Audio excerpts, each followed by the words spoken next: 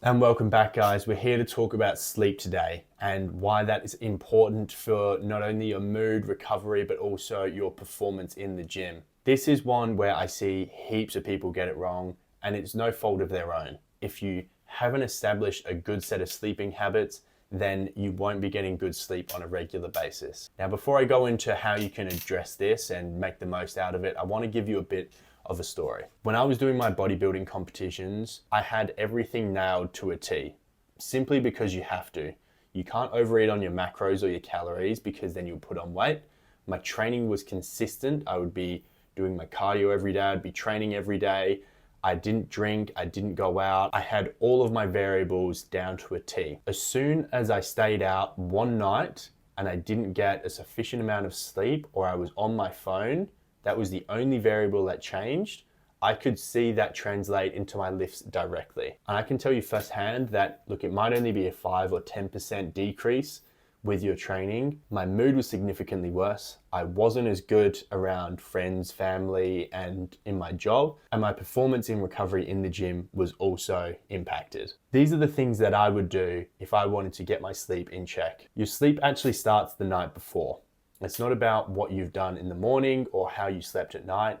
It's about setting up the right climate. Now, the right climate for a good sleeping habit is no eating 1 hour before, no drinking 1 hour before, and no blue light 1 hour before. The reason we don't have any blue light is because that prevents the production of natural melatonin in our body, which is going to regulate our sleep. And if we don't have that production of that hormone, we're going to find it harder to get to sleep. You'll be tossing and turning. Removing that blue light is substituted it with reading a book, talking to some friends, or simply going for a walk outside is a really good alternative there. No eating or drinking before, because we want to switch off our gut. If our gut is on, then our core body temperature has to increase to break down the food and process the fluids. And we don't want that. We want our body to be in a nice, calm, relaxed state. So by not having anything in our body having to be digested, your body's going to have that opportunity to relax fully and therefore get a nice, deep, restful sleep. In terms of climate, this is what you can do. You want to set your room, if you have this access, to 19 degrees Celsius, because a cooler temperature is going to help your body cool down. And when we go to sleep, our body temperature does need to drop around 2 to 3 degrees. And then when we wake up, it naturally increases 2 to 3 degrees.